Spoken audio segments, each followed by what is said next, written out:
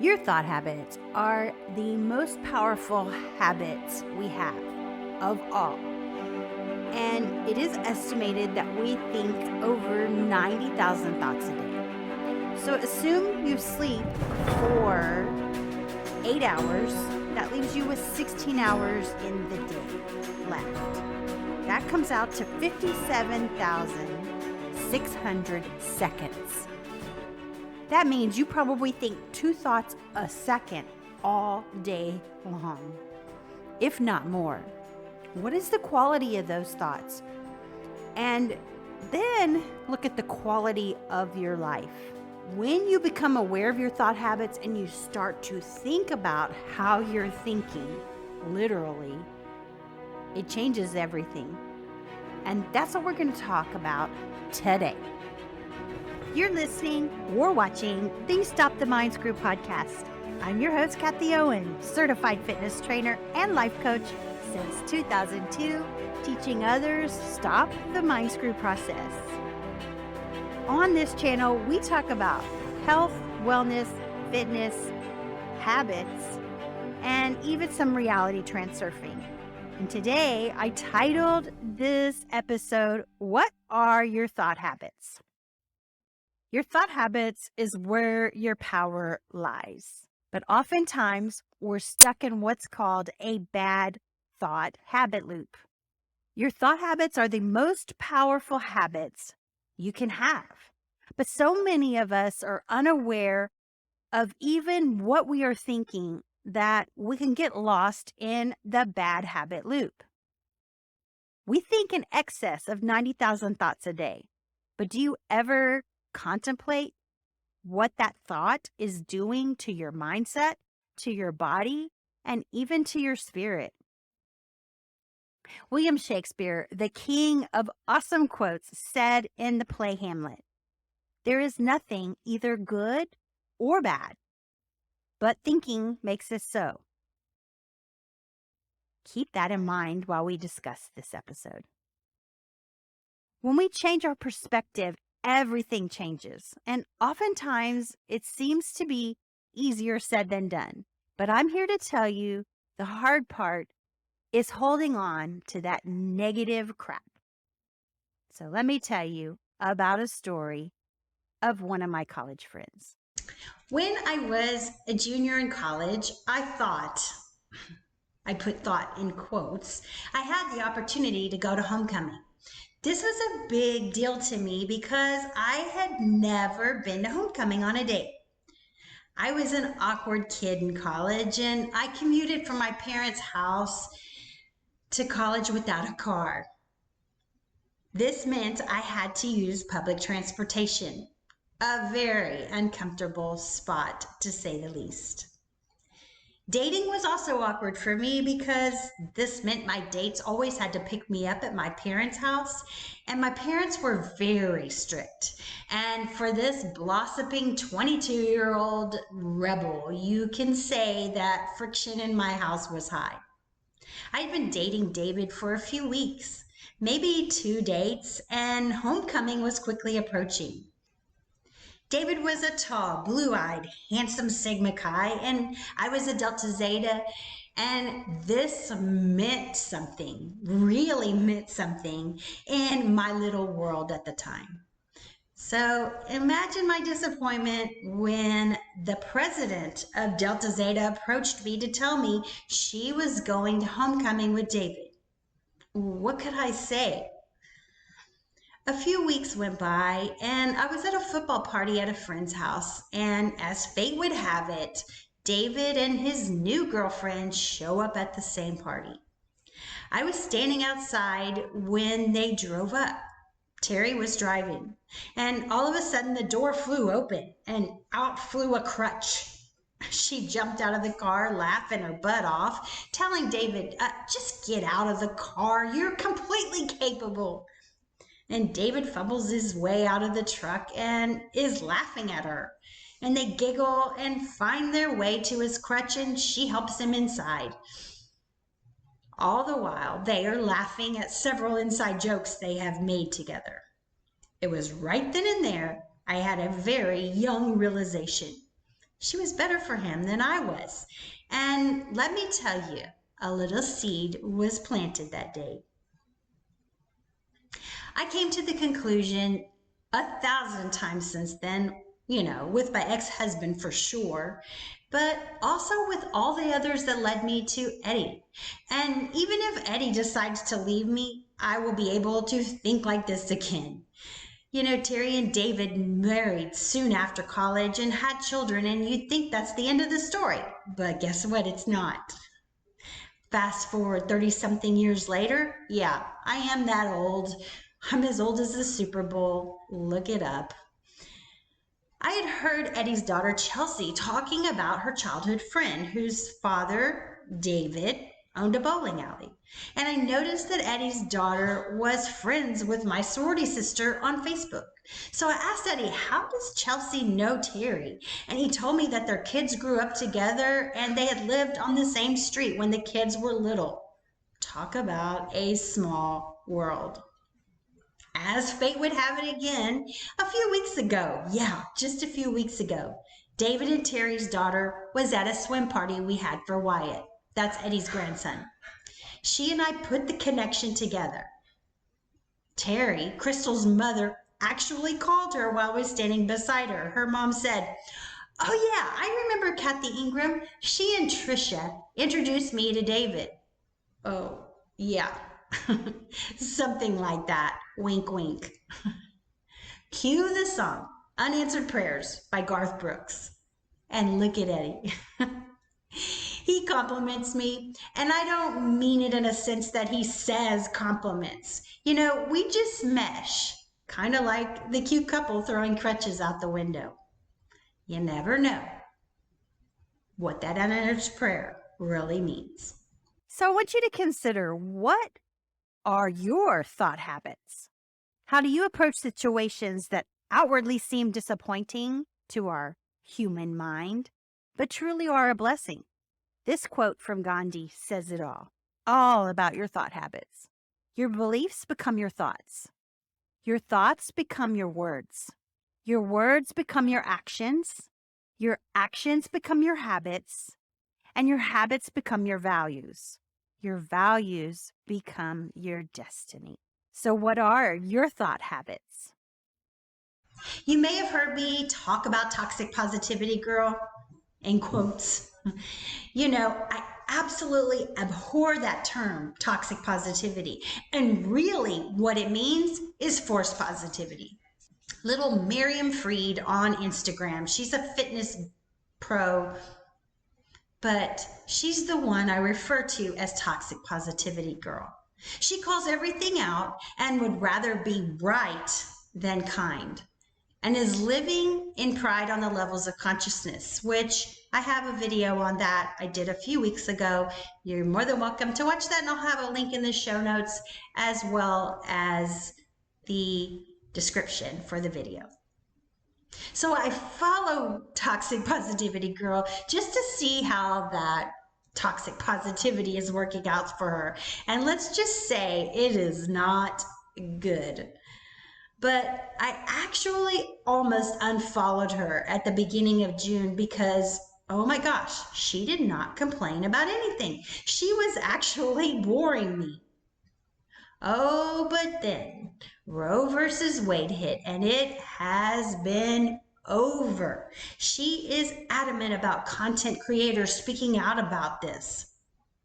Again, she'd rather be right than kind. And I have seen many content creators and fellow entrepreneurs hurt by this concept that we have to talk about whatever the situation that's going on in the world right now. And they don't know how to approach this because evidently our silence is wrong. I have seen battles take place over this one topic. What a waste of energy. And if you agree with it, that's fine. If you don't agree with it, that's fine. All truths are half truths anyway. Don't forget that. And if you don't want to speak out about it, it's fine. And if you do, it's fine. But I'll be damned if I have some toxic positivity girl trying to shame me and my fellow kind entrepreneurs over here for not voicing my opinion. We all know that shame is on the levels of consciousness. The thing is, toxic positivity girl has some very valid points. And she is right most of the time, but she is so dang forceful that it makes me wonder what her thought habits are. Actually, I don't have to wonder, it's blatantly obvious. She is stuck in force. When you come from a place of force, you are no better than the things you are fighting about. The race battle.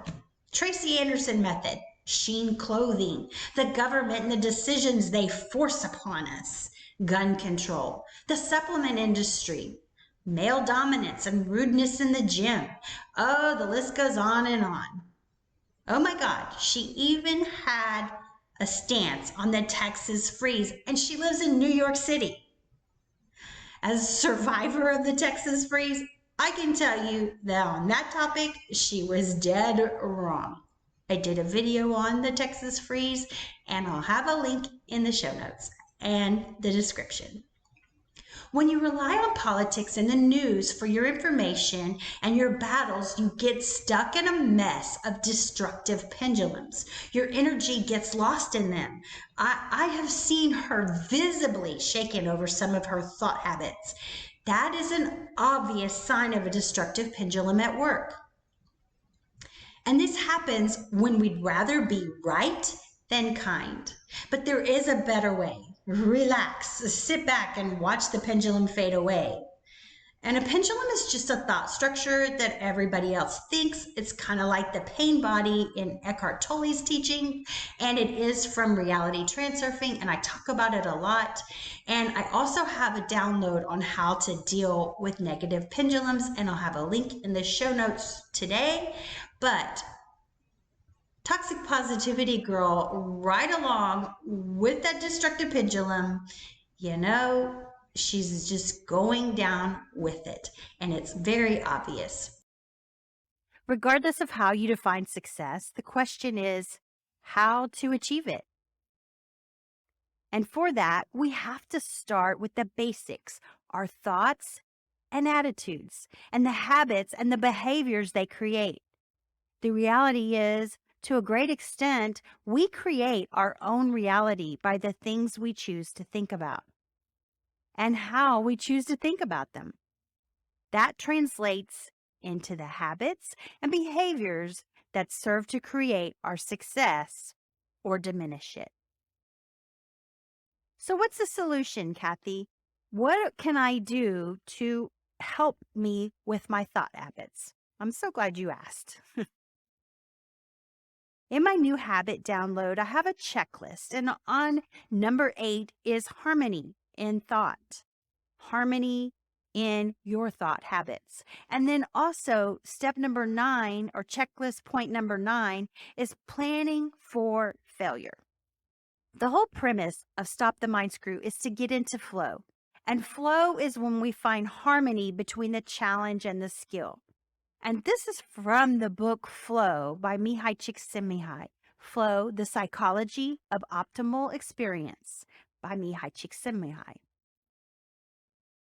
And I have this quote on my homepage that is pretty much just resembles what Stop the Mind Screw is all about.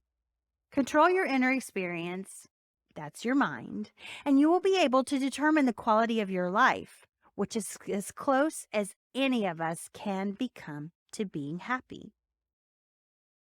So if you control your mind or your inner experience, which you do have the power to do, you'll be able to determine the quality of your life. You won't sit there and mind screw yourself through pendulums, giving your energy to them, or mind screw yourself into thinking and forcing somebody to be with you because you think that's what's going to make you happy.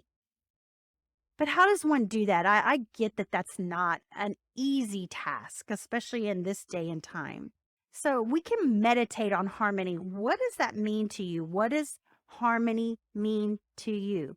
I guarantee you, when you start thinking about it and focusing on it, you'll start seeing it pop up more and more places.